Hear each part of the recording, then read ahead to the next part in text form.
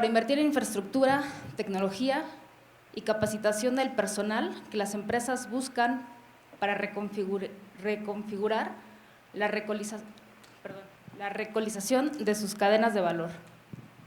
Las opciones de financiamiento en México que están disponibles en este momento son como préstamos bancarios, financiamientos del capital, financiamiento público y los beneficios fiscales que hemos estado mencionando desde el día de ayer. Bueno, pero para ello contamos en esta mesa con nuestros panelistas expertos en el tema de financiamiento. Empezaremos el día de hoy con el doctor Miguel Luis Anaya Mora, en representación del maestro Luis Antonio Ramírez, director general de Nafin y Bancomex. Adelante.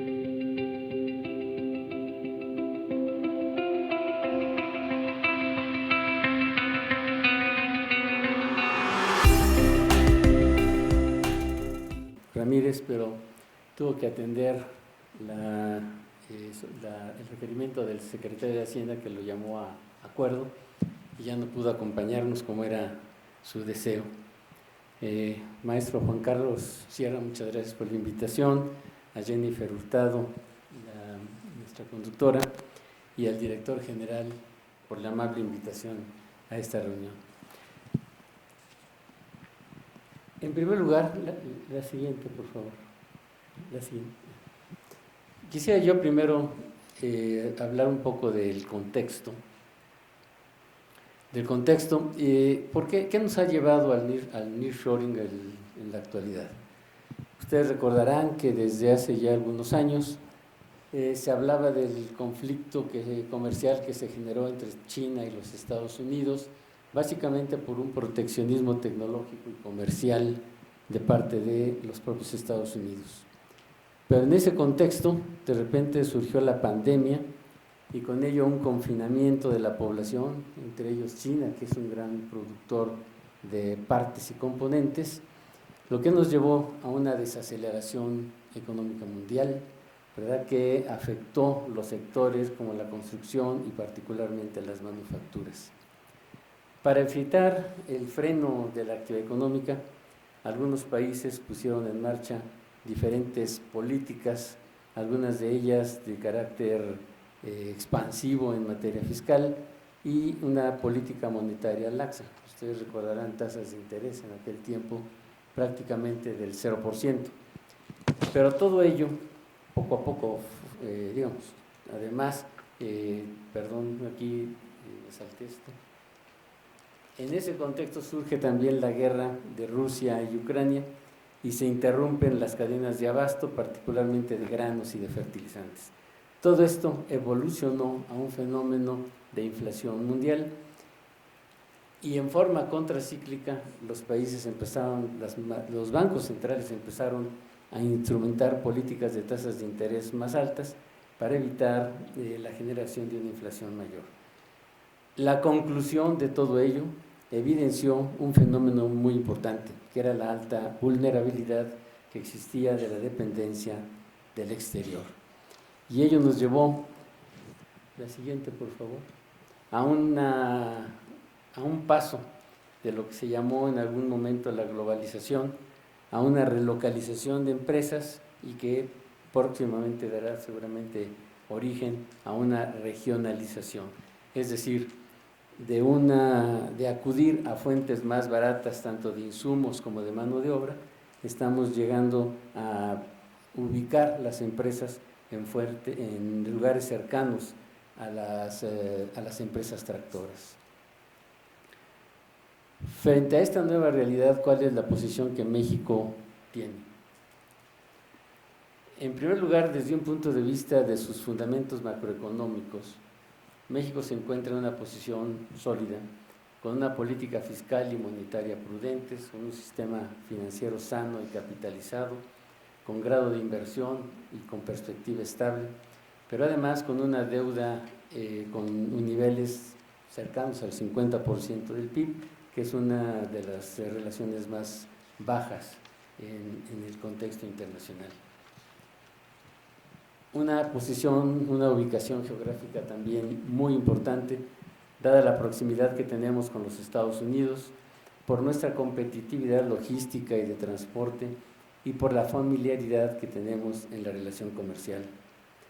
Un potencial comercial también importante con 14 tratados, alrededor de 14 tratados comerciales con más de 50 países, un tratado de libre comercio con Estados Unidos y Canadá, y otro importante que incluso en estos momentos se puede empezar a revisar, que es con la Unión Europea. Por otro lado, en términos de las manufacturas, estos ocupan un lugar importante. La actividad económica preponderante hoy es el sector manufacturero con el 19% del PIB, y además los flujos de inversión extranjera fluyen en una cantidad importante a este sector. Alrededor del 36% de la inversión extranjera se canaliza a las manufacturas. Por otro lado, tenemos factores competitivos como mano de obra calificada, un bono demográfico, materias primas y recursos naturales, potencial de crecimiento del mercado interno y parques industriales y espacios nuevos para nuevos desarrollos. En ese lugar, ¿qué beneficios económicos tenemos para México? Bueno, en primer lugar, tendríamos una atracción de inversión extranjera y nacional, lo que generaría nuevas inversiones productivas, mayor transferencia de tecnología, lo que significaría incrementos en productividad, nuevos polos de desarrollo regional, lo que permitiría encadenamientos productivos y un desarrollo de la proveeduría, con lo cual tendríamos un aumento del valor agregado en las exportaciones. En Nacional Financiera y Bancomext hemos iniciado, no lo hemos terminado aún, pero les doy algunas líneas de lo que hemos encontrado. Encontramos diferentes áreas de oportunidad. En primer lugar, con Estados Unidos, que es el principal importador del mundo, cerca de 3.4 billones en 2022. México es el primer socio comercial en el año actual. Es el segundo proveedor más relevante, pero además hemos logrado una integración comercial y regional importante, con lo cual podríamos apoyar la sustitución de la proveeduría de otras regiones del mundo. Ustedes podrán ver ahí en el esquema que se presenta, México vendió, simplemente México como tal, vendió a los Estados Unidos cerca de $500 millones, comparativo con Europa, la Unión Europea son más de 27 países, con una cantidad casi igual, $0.6 billones, y con Asia, en donde ellos proveen alrededor de $1.2 billones. En este contexto quisiera yo resaltar que hemos identificado los principales productos que Estados Unidos demanda por arriba de los 50, por arriba de los $50 millones, en 240 productos que México ya exporta a los Estados Unidos de 17 sectores. En ellos observamos que de estos productos importa Estados Unidos cerca de $650 millones. México ya está proveyendo el 19% de esa cantidad. Pero en los sectores encontramos diferencias importantes. Por ejemplo, en el equipo de transporte, que las importaciones totales de los Estados Unidos son de $144.813 millones, y México ya participa con el 35%. Como hay otros sectores como los accesorios eléctricos, en donde la demanda es de $65.000 millones, México ya provee el 28%, y la industria alimentaria, que está en la siguiente lámina, en donde también nosotros proveemos el 36%. Pero comparativamente con ello, hay otros sectores de oportunidad. El equipo de computación, que la importación es de $116.800 millones, estaba en la lámina anterior, solamente proveemos el 6%.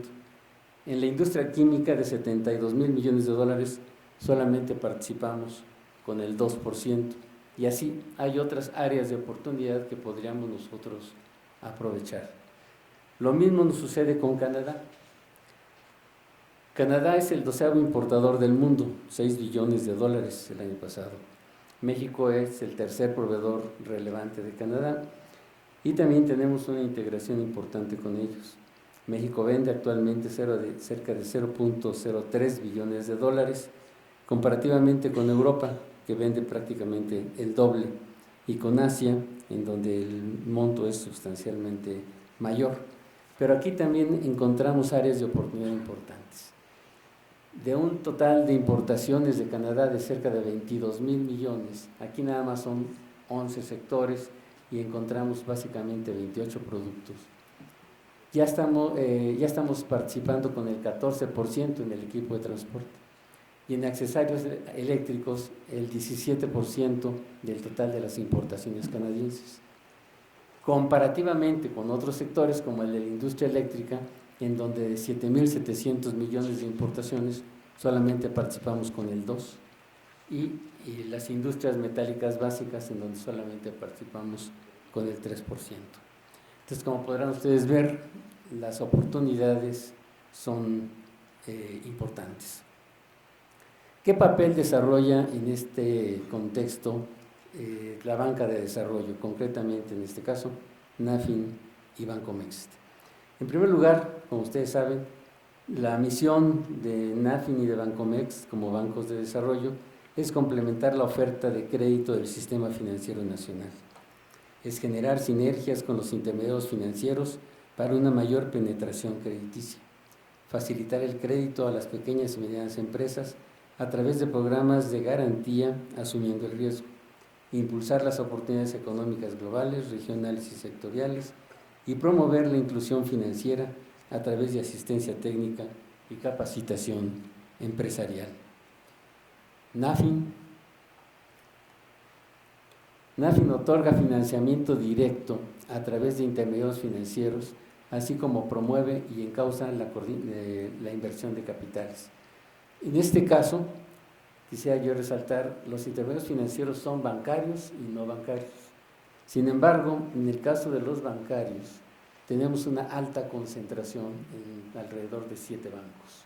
Entonces, lo que estamos buscando para que eso no se traduzca también, porque también lo estamos viviendo, en una concentración en regiones, estamos buscando incorporar una mayor cantidad de intermediarios financieros no bancarios para que podamos acceder a nuevas regiones y las empresas de algunas regiones en donde no se puede acceder fácilmente al crédito puedan obtener financiamiento.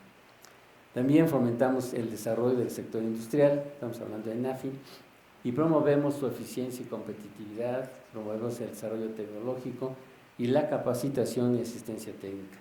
También aquí me detengo, vamos a ver más adelante, tenemos programas de capacitación y asistencia técnica. Nacional Financiera tiene una organización en la cual tenemos un comité consultivo, un consejo consultivo por entidad federativa, en donde participan no solamente funcionarios de NAFIN, sino también de la entidad federativa y de los empresarios locales. El objetivo fundamental es conocer sus requerimientos, conocer sus demandas y tratarlos de adecuar lo más posible a esas necesidades y a esos requerimientos financieros. Y también promovemos el desarrollo de proyectos, establecemos programas de financiamiento para apoyar actividades que propicien la generación de empleos y asegurar el acceso a los sistemas de abasto y de comercialización. En el caso de Bancomext, otorgamos financiamiento directo aquí sí somos bancos de primer piso, pero también tenemos operaciones con como bancos de segundo piso, con intermediarios financieros, a las empresas exportadoras e importadoras establecidas en México. Somos la agencia de crédito a la exportación del gobierno mexicano y somos promotores de la inversión extranjera en México. Para adecuarnos a los momentos actuales, hemos adoptado 3 líneas estratégicas. El primero es aprovechar las oportunidades que derivan del Tratado de Libre Comercio con Estados Unidos y Canadá y el nearshoring. Uno segundo es fortalecer las cadenas de valor para impulsar la productividad y la competitividad de los sectores estratégicos. Y en tercer lugar, fomentar la inclusión financiera de las empresas y el desarrollo de las regiones. ¿Qué buscamos con ello? Integración regional del TEMEC, la integración de cadenas de valor, la atracción de inversión extranjera directa y la relocalización de las empresas, fomentar las exportaciones y el desarrollo de proveedores, ampliar la capacidad industrial, impulsar sectores estratégicos como la de autopartes, aeroespacial, el de computación, eléctrico, electrónico, químico, de dispositivos médicos y logísticos, entre otros. Detonamos vocaciones regionales y promovemos la equidad de género. ¿Cuáles son las características de operación de Nacional Financiera? Cuando NAFIN como tal es un banco de segundo piso, otorga fondeo y garantías y busca la inducción del crédito a través de los diferentes intermediarios financieros. Quiero decir que el 80% de nuestra operación es en segundo piso y alrededor de un 20% es en forma directa. En términos de fondeo, canalizamos recursos a las pequeñas y medianas empresas a través de los intermediarios financieros.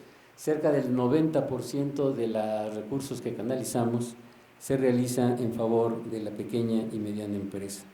En este caso, y es importante destacar, la banca comercial otorga el crédito directo a las empresas de acuerdo a sus condiciones financieras. NAFIN fondea, las características las pone el banco. Otorgamos garantías, o sea, coberturas de hasta un 75% del monto del crédito, y destaca que 1 de cada 2 pesos de la cartera a las pequeñas y medianas empresas de la banca comercial es garantizado por Nacional Financiera. Esto comparativamente con la banca comercial, ellos otorgan crédito a empresas compartiendo el riesgo con NAFIN. Y la tercera línea es las cadenas productivas, en donde Nacional Financiera básicamente diseña, construye y fondea el programa de factoraje para las pequeñas y medianas empresas a través de los intermediarios financieros, y estos operan el programa. En el caso de Bancomext, las características básicas son: es un banco de primer piso, da crédito directo, los productos son diferenciados con respecto a la banca comercial. Aquí destaco en esta lámina las principales características y sus diferencias con la banca comercial. En primer lugar, está dirigido, en el caso de Bancomext, a inversión fija, en donde el 52% es de cartera empresarial. En cambio, la banca comercial básicamente opera capital de trabajo. En el caso del tipo de moneda, nosotros operamos en un 62% con moneda extranjera y la banca en un 76% con moneda nacional. En cuanto a la estructura de pagos, nosotros nos adecuamos a las características del proyecto y está en función de la generación de los flujos, comparativamente con los esquemas estandarizados que tiene la banca comercial. En plazos, nosotros operamos básicamente en largo plazo, comparativamente al corto y mediano de la banca comercial. Los proyectos son básicamente de etapa de construcción y operación. Aquí hablamos básicamente de parques industriales, de hotelería, turismo, en donde la banca comercial ya entra básicamente en la operación. Las fuentes de fondeo, en el caso de Bancomext, son líneas bancarias y de emisiones de títulos en el mercado, y la fuente principal de recursos de la banca comercial es la captación del público. Los sectores económicos a los que nos dirigimos básicamente son sectores emergentes y sectores de desarrollo, es decir, actuamos en forma contracíclica, y los sectores la banca comercial actúa en sectores desarrollados, básicamente en forma procíclica. Para poder apoyar a las empresas hemos venido desarrollando diferentes programas. Aquí les reseño algunos de ellos. Quiero de todos modos comentar que nos adecuamos a las características, un poco lo que significaría hacemos trajes a la medida. Pero en general podemos destacar estos programas. Uno que se llama Impulso Pyme, cuyo objetivo es atender las necesidades de liquidez, modernización y equipamiento con la participación de las autoridades y del sector privado, las autoridades locales y del sector privado. Un segundo programa es el de garantía preferente, en donde se impulsa el crecimiento regional y la generación de empleo en las regiones con menor cobertura bancaria.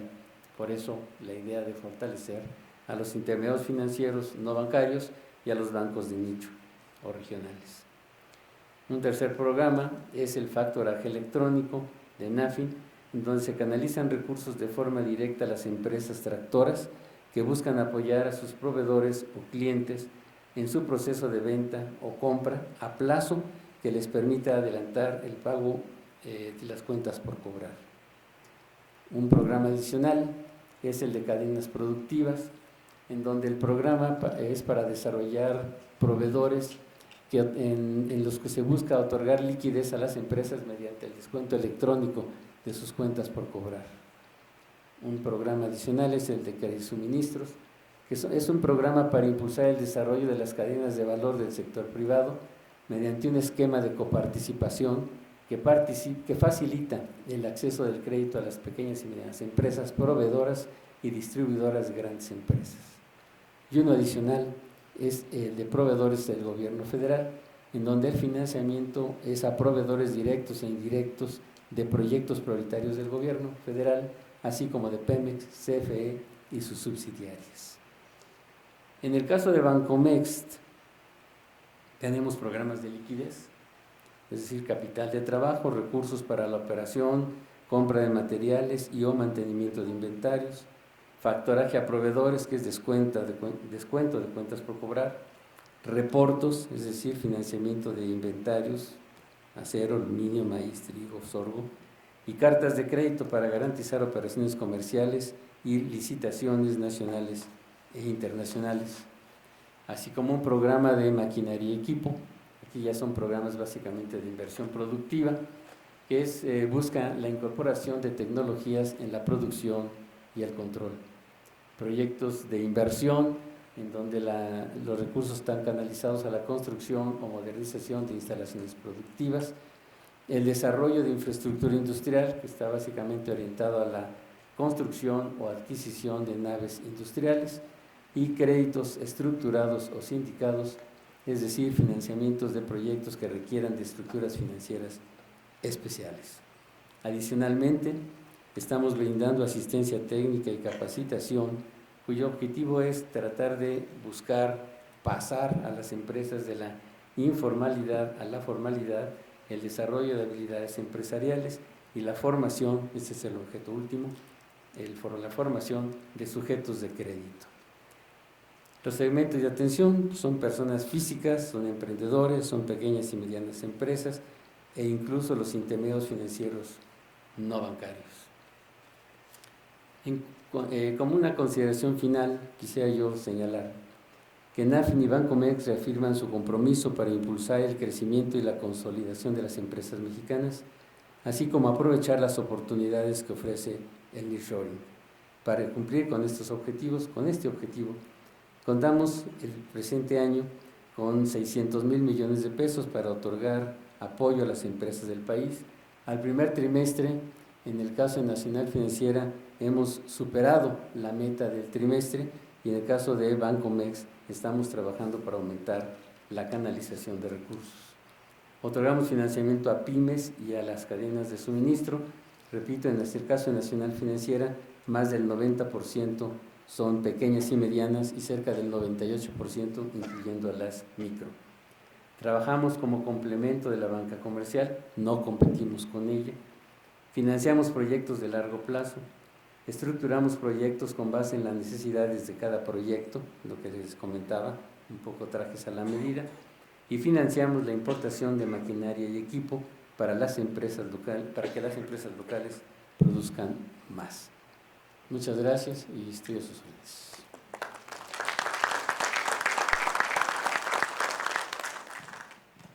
Muchísimas gracias por su aportación, doctor. Es súper interesante saber cómo se encuentra NAFIN y Bancomext y cuáles son los importes que se pueden prever para los financiamientos. Nuestro siguiente panelista es el doctor Ernesto Acevedo Fernández, director ejecutivo para Costa Rica, El Salvador, España, Guatemala, Honduras, México y Nicaragua. Es licenciado en Economía por la UNAM, tiene una maestría en Economía por el Colegio de México y completó el programa de doctorado en Economía, Finanzas y Negocios en la Universidad Pompeu Fabra de Barcelona, España. Tiene más de 20 años de experiencia profesional en finanzas y economía, antes de unirse a la Junta del GMB, ocupó varios cargos de alto nivel en el Ministerio de Economía como viceministro de Industria, Comercio y Competitividad, jefe de gabinete y jefe de Economía. En el Ministerio de Hacienda y Crédito Público ocupó numerosos cargos de liderazgo como director general de análisis de productividad, director de análisis macroeconómico, director de política económica y director de estudios económicos internacionales. Actualmente es el director ejecutivo del Grupo del Banco Mundial en representación de Costa Rica, El Salvador, Guatemala, Honduras, México, Nicaragua y España desde noviembre de 2022. Antes de ocupar este cargo, fue director ejecutivo suplente del mismo grupo desde abril de 2021 hasta octubre de 2022. Les cedemos la palabra. Muchas gracias, muy buenos días. En el resumen de mi trayectoria profesional, en realidad se da buena cuenta de muchos años, pero la verdad soy más joven que lo que se dice ahí. Quiero primero agradecer la invitación, Juan Carlos, con la que me honras estar en esta mañana con todos ustedes. Es un privilegio compartir este panel con expertos en financiamiento. Yo no soy experto en nada. Yo en lo único que quizás puedo ser experto es en traer preguntas, tratar de ampliar el conocimiento en ciertas áreas. Así es que me da muchísimo gusto estar con todos ustedes esta mañana. Quisiera plantearles 4 temas que me parece que son fundamentales sobre el nearshoring. Sí, financiamiento, pero hay algo más. Entonces, me voy a... creo que lo que no dice en mi CV es que mi vista no es buena, pero quiero abordar 4 temas fundamentalmente. El primero tiene que ver con la naturaleza de los procesos productivos.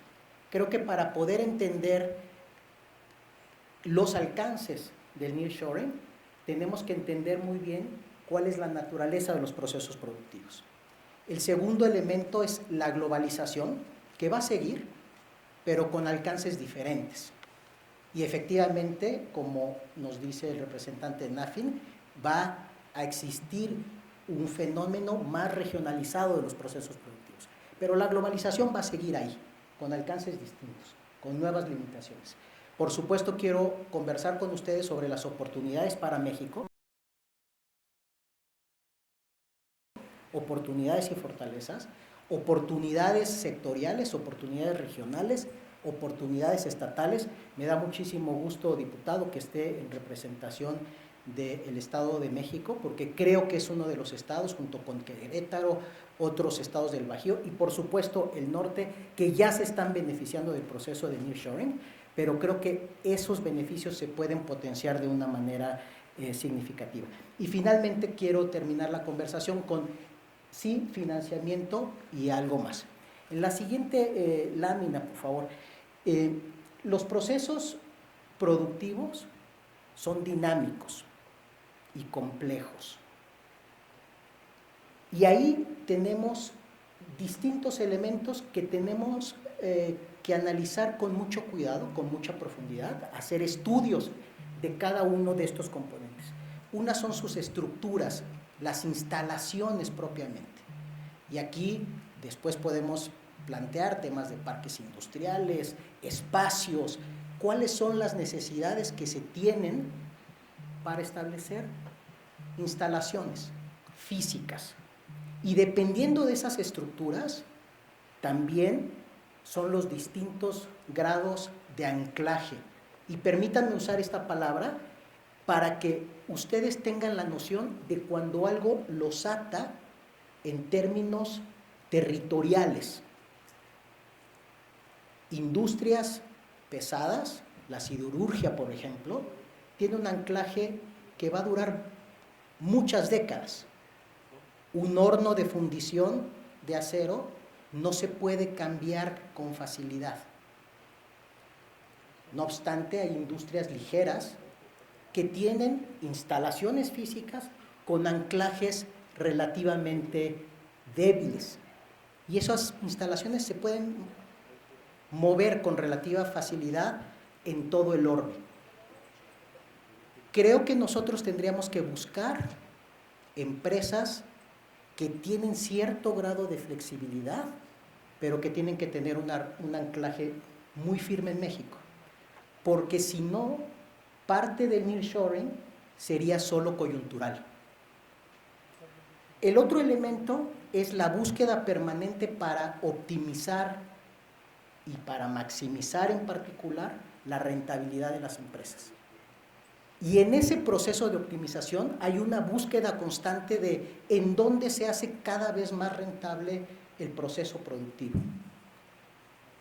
Hay condiciones de factibilidad y una fundamental es la incertidumbre y la administración de riesgo. Los inversionistas quieren certidumbre, quieren poder pronosticar con cierta precisión el flujo de retornos que va a tener su inversión. Y esa parte tiene que ver con el conocimiento. Y aquí, Juan Carlos, creo que las empresas de consultoría juegan un papel fundamental para que se pueda administrar bien el riesgo, para que se pueda entender la incertidumbre y para que las empresas, desde etapas iniciales de preinversión, tengan una noción de cómo van a administrar el riesgo. Ustedes ahí van a jugar un papel fundamental.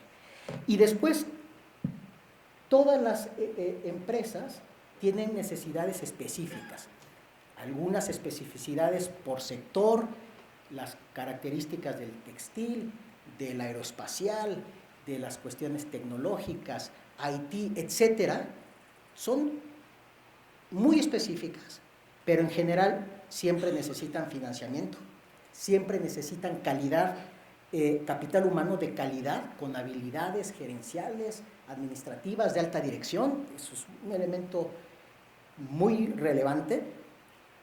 Por supuesto, la tecnología con la que puedan hacer sus procesos productivos, la infraestructura, fundamental en términos de logísticos. Piensen que en este componente de estar buscando permanentemente un proceso de optimización, la infraestructura física hace que los procesos de transporte, los tiempos de entrega, etcétera, jueguen un rol fundamental, no solo en términos de abatir los costos, sino de abatir los tiempos, y también que los procesos que ustedes conocen como just in time, justo a tiempo, just in sequence, justo en la secuencia correcta que necesitan los procesos productivos, y como el IFC dice, just in case, que es fundamental, y ahí tiene que ver también la incertidumbre. Entonces, infraestructura, energía, y aquí creo que la región de Norteamérica está bendecida por los recursos energéticos que tiene. En la parte de hidrocarburos, gas natural, con cuencas gigantescas en Alberta, Oaxaca, Cuenca de Burgos, el sur-sureste de México. Es decir, habrá energía suficiente. Y por supuesto también es una región bendecida para desarrollar energías de procedencia, déjenme decirles, con procesos limpios. Hay un debate actualmente en el Banco Mundial que es sobre la energía, limpia o sucia. Y hay que levantar la mano para decir, la energía es energía. Es un concepto físico. No es ni sucio ni limpio.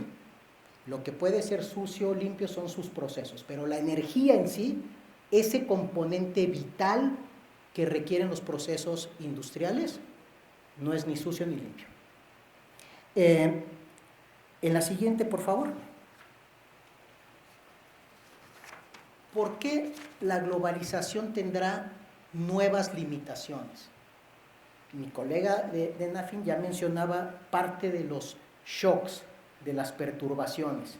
Y aquí me gustaría compartir con ustedes dos líneas de qué tipo de shocks estamos hablando.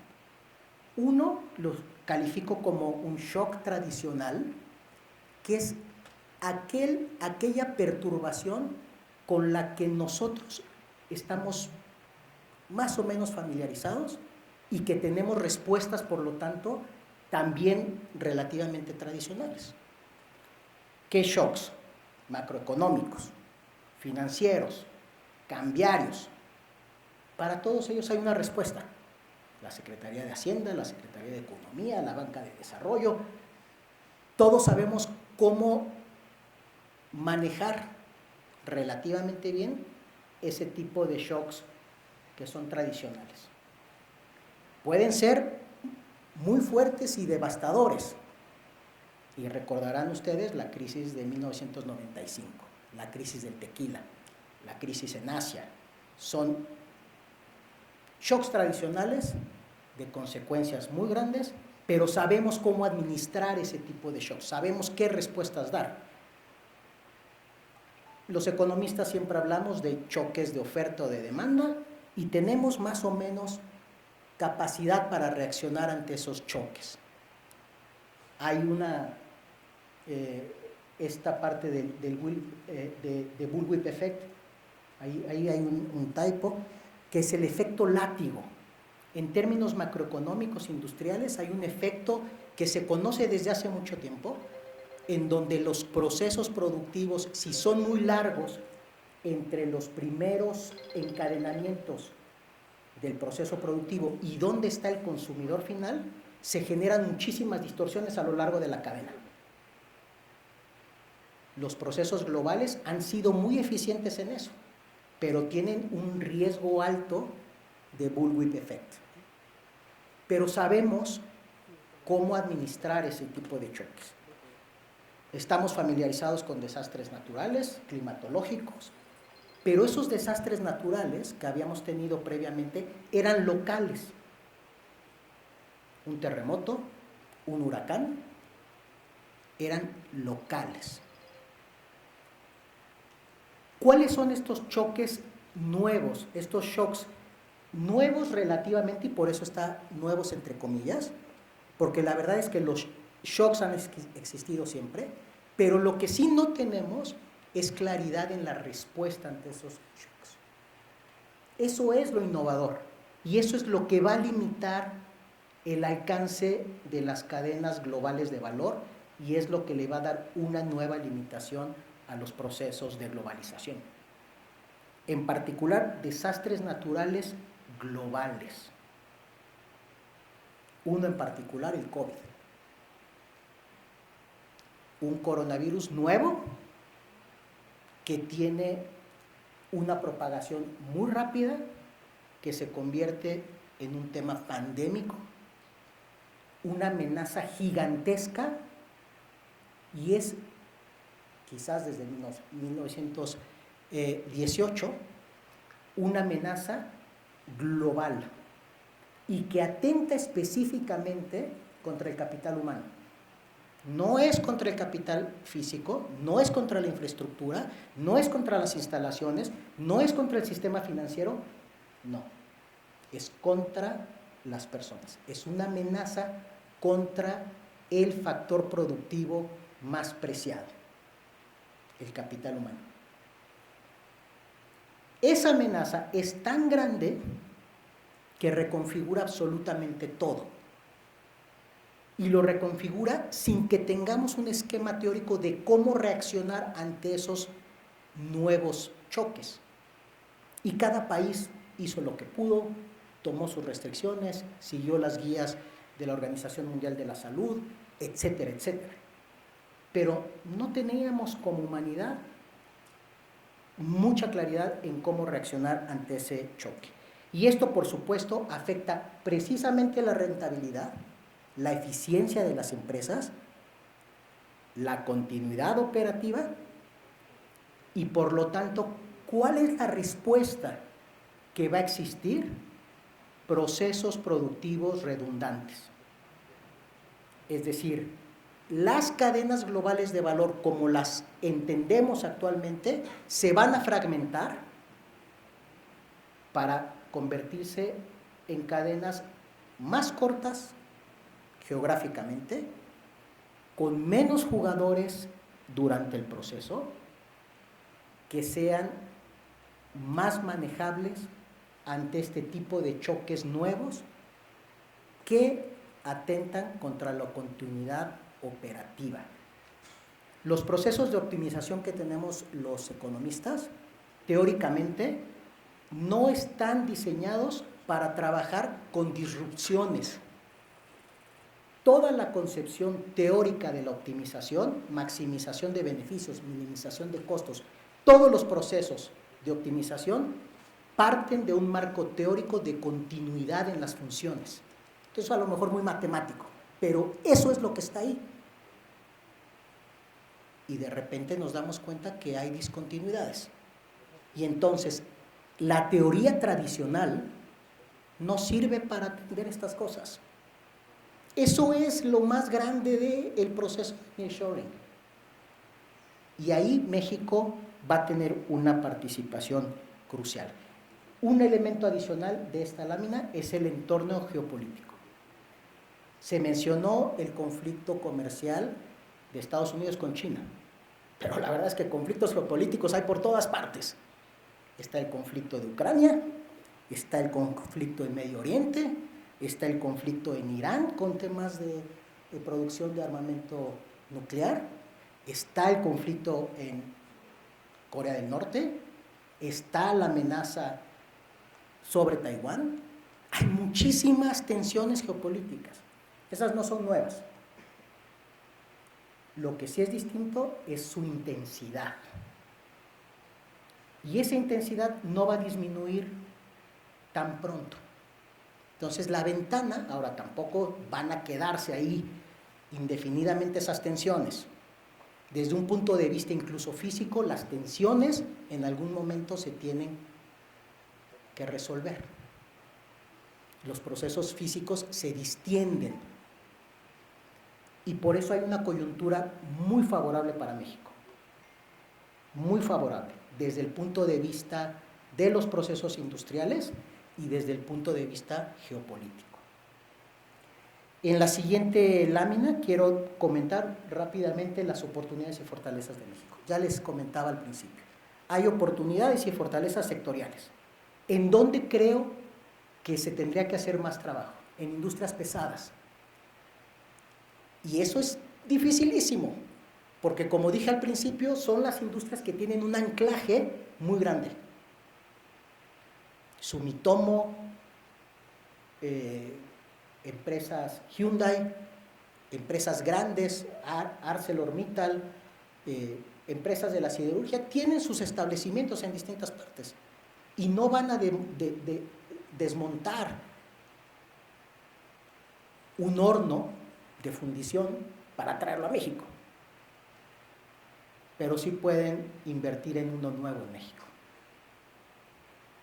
Entonces, este proceso de nearshoring no es quitar para traer, sino tener más capacidades productivas regionales. Ahí hay un tema grandísimo y nadie lo está viendo, porque el anclaje es muy fuerte. Pero justamente porque ese anclaje es fuerte, es el tipo de inversiones que quisiéramos en México. Inversiones que se van a quedar por 50 años, que van a ir más allá de las coyunturas de los choques tradicionales o de los choques nuevos. Van a estar ahí. La manufactura. Ustedes conocen muy bien los procesos industriales. México es una fortaleza en el sector manufacturero. Ahí van a seguir. Tenemos una experiencia gigantesca y es una oportunidad y una fortaleza. Equipo de transporte. Efectivamente, en el automotriz, México tiene una participación, un market share ya grande en Estados Unidos, en Canadá. El Estado de México es un gran productor de vehículos junto con otros estados. Creo que el potencial se puede acrecentar. Y déjenme darles una cifra. Bueno, termino con sector farmacéutico, el sector químico. El market share que tiene México en el sector químico en Estados Unidos es 2%. En un país que es de los megadiversos. La megadiversidad de México hace que el país tenga muchos recursos naturales y por ende es proclive a tener procesos químicos, pero no lo hemos aprovechado. Bienes raíces, el espacio, los parques industriales, ¿dónde se van a establecer? Actualmente Los que existen prácticamente están la mayoría saturados y se necesitan nuevos parques industriales. ¿En dónde? Tendrán que decidir los inversionistas. Tendrán que decidirlo con base en información, con base en conocimiento, con base en las vocaciones de las distintas áreas geográficas, etc. Déjenme comentar un tema de la industria de equipos de transporte. México tiene una participación, un market share en Estados Unidos de 35% aproximadamente. Si ustedes desagregan esa parte y van a vehículos pesados, tractocamiones, trailers, México tiene más del 75%. ¿Y qué ocurrió ahí? Esa producción de vehículos pesados hace 20 años estaba en Canadá y ahora está al sur de Estados Unidos. Es decir, el nearshoring no solamente es traer procesos de Asia, también puede haber una relocalización de procesos que ya están en América del Norte. No pierdan de vista esa parte, porque esa es una porción muy importante del comercio exterior. ¿Qué estimaciones, y esto me aventuro de manera informal, no representan ni las estimaciones del Banco Mundial, ni las estimaciones del IFC, de nadie, más que de Ernesto Acevedo, decir cuál sería el tamaño de las exportaciones que podríamos tener? En Estados Unidos, que están abocados por temas de seguridad nacional hacia diversificar, y prácticamente diversifican en todo, tienen un threshold, un límite, en donde el market share de ciertos componentes o de cierto país, cuando llega a niveles de 20%, es como una señal en donde dicen diversifiquemos. El market share que tuvo China en términos históricos, récord en Estados Unidos, fue en 2017 y tuvo China un market share dentro de las importaciones totales estadounidenses de 21.6. 21.6.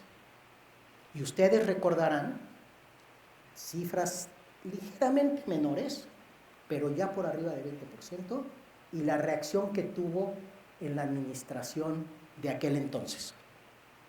La reacción que tuvo en el presidente Trump. Su narrativa responde a que llegaron a un nivel que ya es de cuidado. México es un país socio, amigo, vecino de la Unión Americana. Y creo que con facilidad podemos pasar de 14 a 20% del market share. Y eso nos llevaría a nuestras exportaciones, que están alrededor de 450,000, 500,000 millones de dólares, a 700,000. Yo creo que tenemos capacidad para ampliar en un 54% nuestras exportaciones a Estados Unidos. No es poca cosa, son 200,000 millones de dólares. Ahora, no van a ser resultado de la divina providencia, son el resultado de un trabajo sistemático, articulado, y ese trabajo lo pueden hacer ustedes. Ese trabajo lo pueden hacer ustedes. Tenemos, como bien comentaba el representante Matthew, ventajas comerciales por los tratados, por la protección a las inversiones, etcétera, la complejidad económica, la diversificación de bienes y servicios, temas estructurales. Tenemos el capital humano en abundancia. Necesitamos aumentar sus habilidades, su conocimiento, sus destrezas. El capital humano está ahí y es un capital humano joven. Como dije previamente, tenemos una buena infraestructura que quizás se va a saturar relativamente pronto. Entonces tenemos que hacer inversiones en infraestructura. Tenemos energía, tenemos agua. Finalmente, en la última lámina quisiera comentarles solamente 3 elementos. El financiamiento al sector privado. Aquí está el director del IFC para México, me da muchísimo gusto que nos acompañe esta mañana. No voy a competir con las personas del panel, ni con Nothing, ni con BidInvest. Digamos que podemos ser complementarios, pero creo que sí tenemos que ser muy competitivos en lo que hacemos. Y tenemos que ofrecer servicios de calidad y con buenos precios, que significa tasas de interés bajas y en buenas condiciones. Tenemos el rol del IFC, de la Corporación Financiera Internacional, una experiencia de más de 6 décadas en México, actualmente un portafolio de más de $2,000 millones, creciendo con proyectos nuevos. Hay greenfield para muchos temas. El Banco Mundial también tiene un brazo articulador que provee garantías, se llama MIGA. Es muy importante también para cubrir ciertos tipos de riesgos. Pero ¿qué más? Yo creo que es el conocimiento específico y sofisticado que tienen las empresas, que tenemos los mexicanos, que tienen las empresas de consultoría. Ustedes tienen ese conocimiento. Hay datos en abundancia de libre acceso, son públicos. Información confiable y fiable que produce el INEGI todos los días, con gran detalle. Todo el tema de complejidad económica es accesible. Ahí están los procesos estadísticos para que ustedes tengan un enriquecimiento de su conocimiento. Y esto me lleva al tercer y último punto, que son los servicios de soft landing. ¿Qué se necesita? ¿Qué identifico como un cuello de botella? Los servicios de acompañamiento de última milla de las empresas. No es la limitación financiera, hay muchísimos recursos, hay muchísima liquidez en distintas partes del mundo. Lo que se necesitan son proyectos articulados que puedan implementarse de una manera eficaz, eficiente, y para eso necesitan los servicios que ustedes, las empresas de consultoría, proveen. Servicios de soft landing, financiamiento y algo más. Muchas gracias.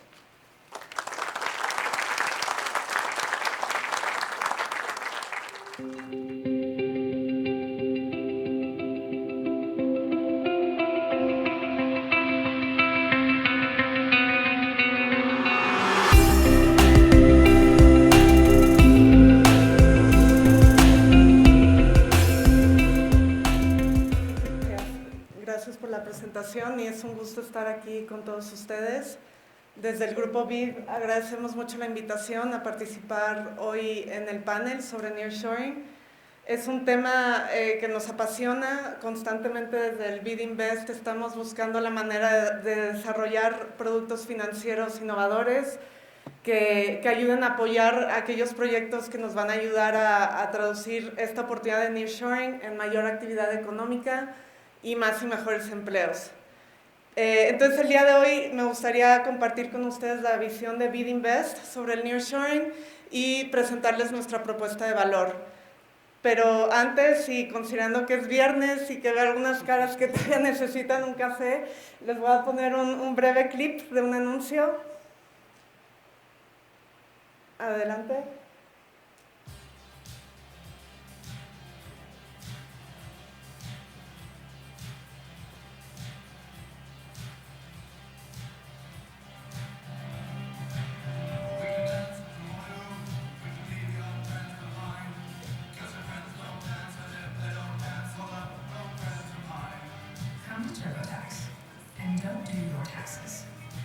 Bueno, yo creo que ya podemos parar el video.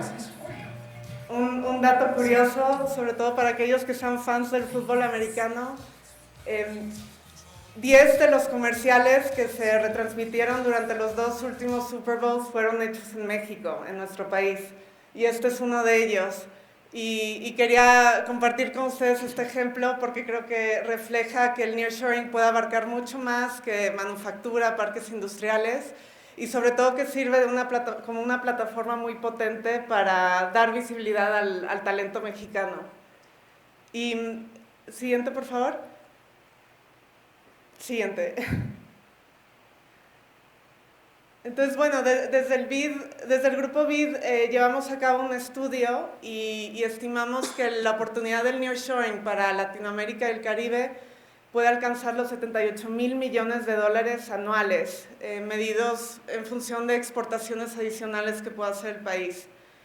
Y México se posiciona como el claro ganador, con el potencial de capturar hasta el 55% de este valor, por las razones que todos sabemos, su proximidad geográfica a Estados Unidos, el TEMEC, y su posición como mayor exportador a nuestro vecino en Latinoamérica y el Caribe. Siguiente, por favor. En dicho estudio, el BID identificó 5 sectores donde ve mayor potencial. En la gran mayoría de estos, México ya se encuentra articulado a las cadenas de valor y sobre todo en el sector automotriz es donde vemos mayor potencial, un potencial de generar exportaciones por hasta 19,000 millones de dólares, y esto se debe al posicionamiento tan fuerte que ya tenemos en este segmento y a todas las inversiones en capacidades para exportar que se han venido llevando a cabo en los últimos años. Siguiente. Sin embargo, cuando pensamos en nearshoring, lo primero que se nos viene a la cabeza es la frontera del norte del país. Y desde el BID Invest, nosotros queremos apoyar esfuerzos para llevar las bondades del nearshoring hacia el sur-sureste, una región que vemos que se encuentra rezagada en comparación con otros estados del país. Ahí creemos que es importantísimo definir una estrategia muy específica a esta región, y en ese sentido el BID y BID Invest estamos evaluando proyectos más centrados en el sector de agroindustria, también hablando con posibles desarrolladores de parques industriales que tienen interés en instalarse a lo largo del corredor del Istmo, precisamente para buscar cerrar esas brechas y evitar que el sur-sureste se vea excluido de esta oportunidad. Siguiente. En cualquier caso, para aprovechar las oportunidades del nearshoring, vemos que es importantísimo, como se ha venido mencionando en estas sesiones, uno, atraer la inversión. El BID estima que por cada dólar que se destina a la promoción del país se pueden atraer hasta 42 dólares de inversiones directas. Dos, asegurarse de contar con una infraestructura adecuada en términos de conectividad, de logística y transporte. Ahí también el BID estima que si redujéramos en 10% el costo de los fletes internacionales, podríamos impulsar el valor de las exportaciones hasta en un 30%. Y por último, vemos que es muy importante mejorar la convergencia de los acuerdos comerciales dentro de la región para asegurar que el comercio sea mucho más fluido. Siguiente. Indispensable también que haya disponibilidad de financiamiento para los distintos actores involucrados, ya sea empresas encargadas en desarrollar toda esta infraestructura que requerimos, empresas interesadas en reubicarse o en expandir su capacidad productiva en el país, y sobre todo al gran universo de MIPYMES que conforman estas cadenas de valor. En ese sentido, el Grupo BID ha anunciado formalmente su apoyo al gobierno mexicano para fomentar la relocalización de empresas y la reconfiguración de las cadenas de valor, y así detonar inversiones en el país con foco en la región sur-sureste. Y nos hemos marcado la meta de otorgar financiamientos por hasta 2,000 millones de dólares en los próximos 3 años para esta iniciativa. Y bueno, para aquellos que no nos conozcan, el BID Invest es el brazo privado del Banco Interamericano de Desarrollo, y como tal, nuestra misión es fomentar el desarrollo económico de la región Latinoamérica y el Caribe a través de soluciones de financiamiento al sector privado. Siguiente. Nosotros estamos divididos en 3 segmentos. Está el segmento de infraestructura, donde vemos todo lo que es energía, transporte, agua, hospitales, escuelas. La división de corporativos, donde cubrimos 4 sectores principalmente: agroindustria, turismo, lo que llamamos ahora economía digital, y manufactura. Y dentro de manufactura también vemos temas como vivienda o farma. Y tenemos una división de intermediarios financieros. Siguiente. Nuestra cartera de productos es bastante amplia, va desde préstamos bancarios hasta garantías, pero también en algunos casos realizamos inversiones en el equity de las empresas y ofrecemos soluciones en los mercados de capitales de bonos y también de comercio exterior. Asimismo, contamos con un equipo muy robusto de sindicaciones que nos ayuda a captar recursos de otros multilaterales, otros bancos comerciales e inversionistas de impacto para maximizar el monto de nuestras operaciones. Siguiente. Pero dentro del contexto de nearshoring me gustaría destacar 3 productos en particular. Siguiente. Uno, el financiamiento de proyectos, o lo que llamamos Project Finance, que es un producto que destinamos para financiar proyectos de gran tamaño, usualmente ligados a temas de infraestructura, aunque también se puede destinar al desarrollo de parques industriales. Ahí lo que buscamos es que estos proyectos o los sponsors sean actores con trayectoria probada y con mucha experiencia. Ahí normalmente participamos con un monto mínimo de alrededor de 30 millones de dólares para financiar hasta 1/3 del costo total del proyecto y podemos ir a plazos muy largos hasta 20 años dependiendo de las necesidades del activo y podemos financiar tanto en pesos como en dólares. Siguiente. Luego tenemos los préstamos corporativos a mediano y largo plazo. Ahí buscamos financiar proyectos de CAPEX, de expansión, de crecimiento, la construcción de una nueva planta, la sustitución de maquinaria antigua por una maquinaria más eficiente y moderna, la reubicación de empresas al país o a los parques industriales y también incluso tenemos líneas revolventes comprometidas para financiar necesidades de capital de trabajo permanentes. Ahí buscamos un ticket mínimo de 25 millones de dólares y podemos llegar hasta 15 años de plazo, incluyendo 2 de gracia. Y también financiamos en pesos y en dólares. Y bueno, solo recalcar que todas estas condiciones de las que hablo son meramente indicativas, lo vemos caso por caso. Y sí, importante resaltar que para aquellos proyectos que estén relacionados con el sur-sureste de México tenemos mucha más flexibilidad, porque entendemos que pueden ser proyectos más pequeños. En tercer lugar, también quería destacar nuestro programa de factoraje inverso, que es el producto que utilizamos para llegar a las MIPYMES. ¿Y cómo funcionan? Nosotros establecemos una línea de factoraje a una gran empresa de gran tamaño y con excelente perfil crediticio, lo que nosotros denominamos empresa ancla, y esa empresa ancla se voltea con su cadena de proveedores y estos proveedores pueden descontar sus facturas o derechos de crédito en esta línea, uno, obteniendo liquidez de manera inmediata y 2, a un costo altamente competitivo porque la tasa es la que correspondería a la empresa ancla, entonces no toma en cuenta el riesgo individual de esa MIPYME. Y nosotros operamos esta línea, ya sea directamente a través de una plataforma proporcionada por una fintech, o bien otorgando garantías a bancos que cuenten con su propia plataforma y puedan operar estas líneas directamente. Y la verdad ha sido un programa bastante exitoso. Desde su creación en 2018 hemos desembolsado casi 3,000 millones de dólares, beneficiando a 2,300 MIPYMES. Pero nosotros, mucho más allá del tema financiero, vemos que podemos aportar mucho valor a través también del conocimiento y mientras durante la fase de estructuración y análisis del crédito, pues acompañamos a nuestros clientes a identificar dónde hay brechas en la manera en la que gestionan todos sus sistemas de sustentabilidad, y trabajamos muy de la mano con ellos para armar planes de acción que les ayuden a implementar las mejores prácticas en términos de sustentabilidad. En adición a esto, buscamos complementar cada uno de nuestros financiamientos con una asesoría técnica que gire en torno a algún tema relevante que le preocupe a nuestro cliente.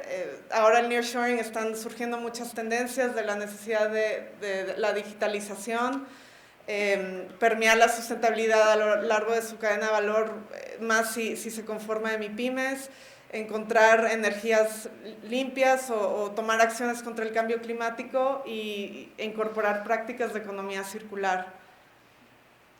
Siguiente. Y bueno, y en ese sentido, pues parece que las perspectivas para México son muy positivas y muy prometedoras, pero es muy importante que no nos relajemos, que no nos confiemos. Todavía existen muchísimos retos. Uno para mí a destacar es el tema de la sustentabilidad. Creo que es crítico que en cualquier inversión nueva que surja de todo este proceso se prioricen los criterios ambientales, sociales y de gobernanza. Como comentaba el doctor Acevedo, esta nueva capacidad instalada va a permanecer con nosotros durante mucho tiempo, entonces sí es importante hacer ese esfuerzo adicional para encontrar esa energía limpia, esa tecnología más eficiente y sobre todo que estos valores se permeen en nuestras cadenas de valor. Al inicio de mi plática veíamos que el nearshoring va a dar mucha visibilidad al país, y como tal el tema de sustentabilidad ya no se trata meramente de una cuestión de imagen, sino que puede mover la aguja en el sentido de que cuando un país o una empresa considere México como un destino, pues puede ser un factor decisivo el tema de la sustentabilidad y puede definir si el nearshoring lo vamos a seguir tratando como una oportunidad o como ya una realidad. Siguiente. Entonces, bueno, ahí les dejo mis datos de contacto para lo que les pueda apoyar y agradezco mucho su atención y su tiempo. Muchas gracias.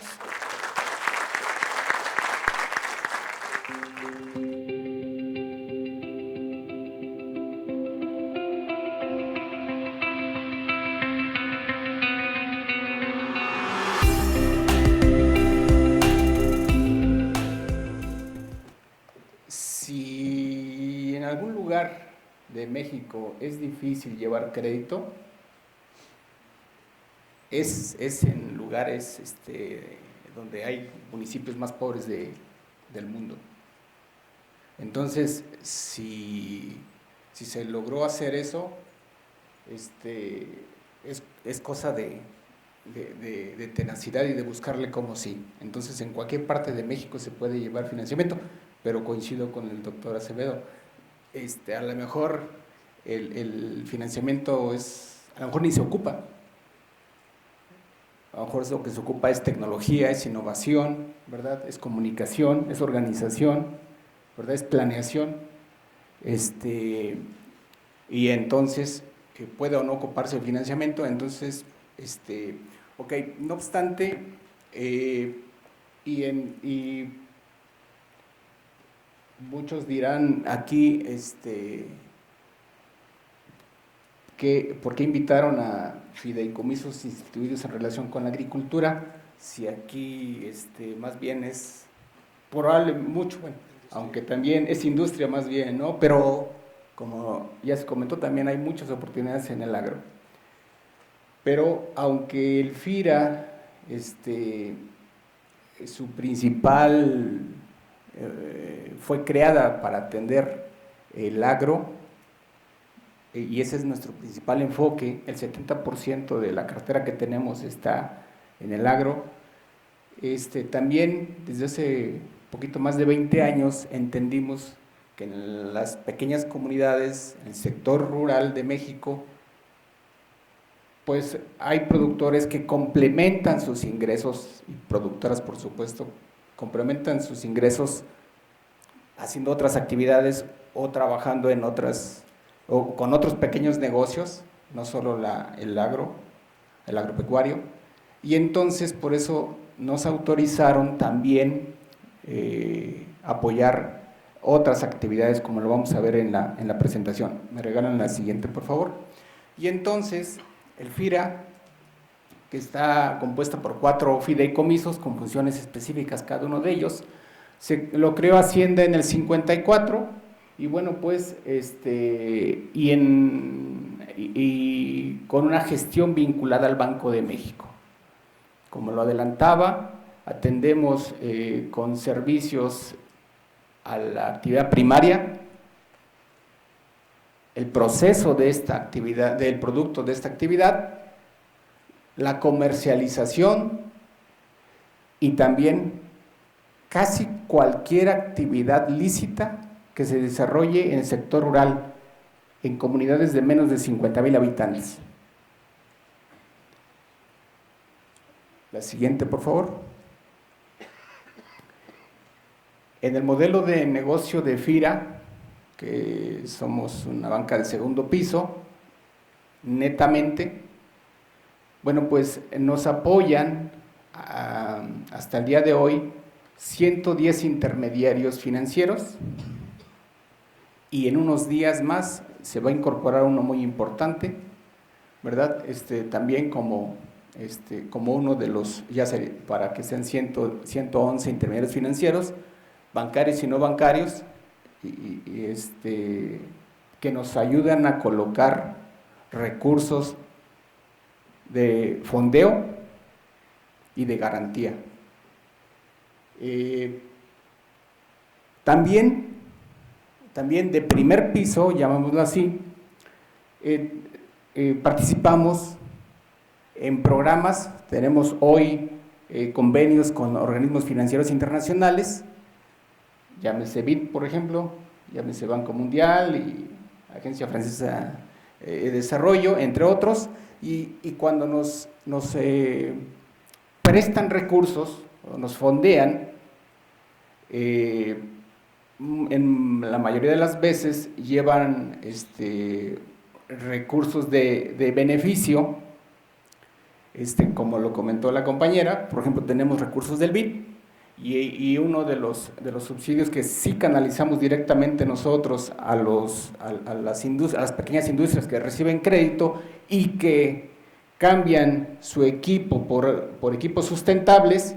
Entonces, con ese recurso que tenemos de BID, pues les bajamos beneficios en tasas de interés un poco más baratas, porque nos hicieron llegar esos recursos nuestros fondeadores también, internacionales, y algunos nacionales, como algunos privados, que también nos han confiado recursos, llámese Grupo Modelo, entre algunos otros con los que vamos a firmar convenios, y entonces para que sirva de garantía para que accedan a crédito proveedores de cebada y de otros productos.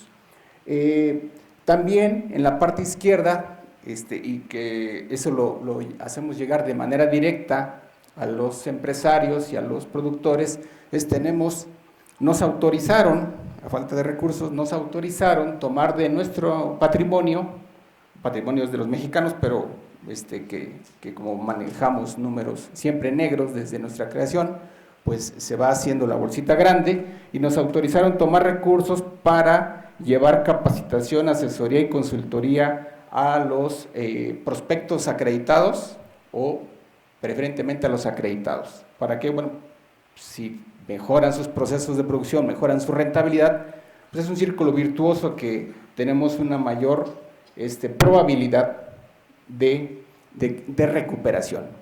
También decirles que el FIRA tiene en promedio una cartera del 1%, mucho más bajo que varios de los bancos grandes de México, que operan en México, ¿no? Bancos privados me refiero, que incluso a ellos les fondeamos también. Entonces, les decía, le fondeamos a 25 intermediarios bancarios y el resto son no bancarios. Muchos de los no bancarios, bueno, pues operan en regiones pues bastante alejadas de las ciudades grandes. La que sigue, por favor. Tenemos créditos de corto plazo, ¿verdad? Créditos de largo plazo hasta de 15 años, dependiendo el negocio, el proyecto, ¿verdad? Tenemos créditos en pesos, créditos en dólares estadounidenses, tenemos tasas fijas y tasas variables, ¿verdad? La que sigue, por favor.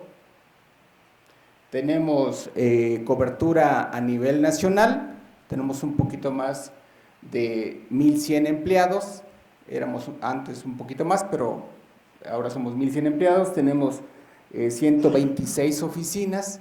La principal labor de las oficinas locales que están en diferentes partes del país es la de estructurar proyectos, organizar a los productores, a incrementar, ayudarles que incrementen su productividad y rentabilidad, y cuando tengan, acercarles empresas ancla o empresas tractoras, ¿verdad?, para que nos digan qué calidad de materia prima desean, y que en base a esa materia prima ideal que desean, les ayudamos con capacitación, asesoría y consultoría a los productores. ¿Para qué? Pues para que hagan sus paquetes tecnológicos y que el producto cumpla con las especificaciones que está pidiendo la empresa tractora. Entonces, y por eso abajo pongo la cantidad de que tenemos como aliados a más de 1,000, digamos, consultores, ¿verdad?, que nos ayudan a hacer negocios. Aquí es de ganar, ¿verdad? Entonces hay oportunidades también en el sector agro, pero también en el crédito en general que coloca FIRA. Bueno, cultura general, FIRA tiene 5 ranchos en donde de manera extensiva produce ganado, producimos cultivos, y lo tenemos que hacer rentables para mostrarle a los productores que sí es rentable la actividad. Y entonces ahí también tenemos eso. La siguiente, por favor. Solo como un dato, el cierre del 22 cerramos con 240,000 millones de saldo de cartera. Para eso tuvimos que generar un flujo de 343,000 pesos. Relevante también que en 2020, en momentos críticos de la pandemia, cuando hubo retiro de capitales, pues salimos al quite y llegamos a colocar 416,000 millones de pesos de flujo. Entonces, no fue fácil, conseguimos recursos con bancos y emitimos. Hay una muy buena confianza en la institución y tuvimos bastante aceptación de las emisiones que hicimos. Y bueno, aquí se refleja que sí, el 70% va a las actividades por las cuales nos crearon, por supuesto que estamos en eso, pero también, como les adelantaba, el 17% va de nuestra cartera, está en otras actividades que directamente no están vinculadas con el sector agropecuario. La que sigue, por favor, creo que ya es la última. Bueno, pues básicamente es la información. Gracias.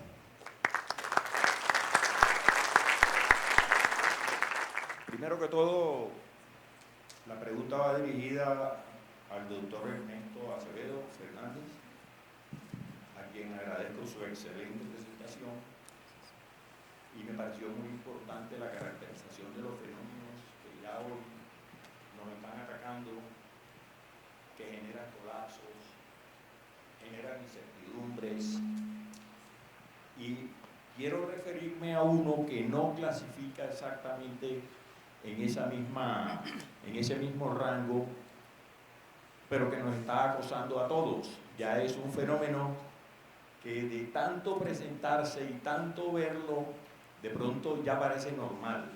Me referiré a las migraciones.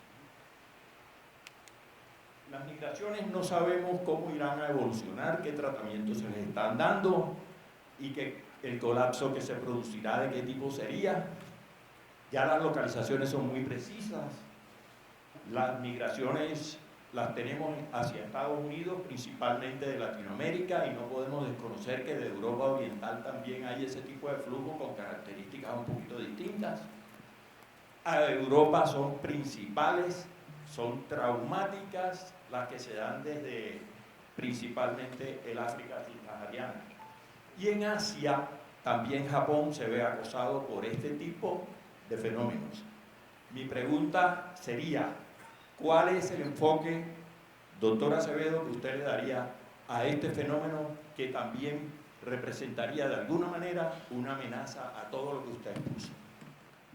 Muchas gracias por la pregunta y en efecto los procesos migratorios son muy importantes en este momento. Los procesos migratorios han sido relevantes a lo largo de la historia de toda la humanidad, pero evidentemente hay situaciones que agudizan ciertas características de ese proceso. Tiene toda la razón que hay un tema migratorio que va a afectar muchos elementos, no necesariamente el de nearshoring. Entonces, primero quisiera decirle que esta presentación estuvo, digamos que, acotada a temas que están más vinculados con los procesos productivos, el financiamiento y el nearshoring en sí. Sin duda, el proceso migratorio, repito, es muy importante. Yo no lo pondría como una amenaza. Los procesos productivos tienen retos, tienen oportunidades. En el Banco Mundial hay una gran experiencia sobre los elementos que están inherentes en el proceso migratorio en el país de origen y también los beneficios y las consecuencias en los países de destino. Y un fenómeno importantísimo es el de las remesas. Las remesas juegan un papel esencial. En México, por ejemplo, estamos alrededor de 60,000 millones de dólares. Vamos a tener esa cifra seguramente durante este año. Representan alrededor del 4% del PIB. Pero déjenme comentarle, como parte de los países que yo también represento, el caso de Honduras, por ejemplo, El Salvador, las remesas representan más del 20% del PIB. Para esos países, las remesas son más importantes que la importancia que tienen las exportaciones petroleras de México. Es un tema gigantesco. Entonces, me gustaría que usted concibiera la migración no como un riesgo. No lo es. Es al contrario, es un proceso que genera muchas oportunidades. Creo, y esto es un señalamiento que yo he externado en el Consejo de Directores Ejecutivos del banco, que tenemos poco conocimiento de la fase de tránsito. Normalmente el tránsito lo concebimos como un periodo corto. Toda la humanidad piensa que el tránsito es un momento relativamente corto. Y el tránsito puede ser muy largo. De hecho, hay ejemplos en Costa Rica de personas que están en tránsito 5 o 7 años. Y durante el tránsito, todas las decisiones que toman las personas son subóptimas.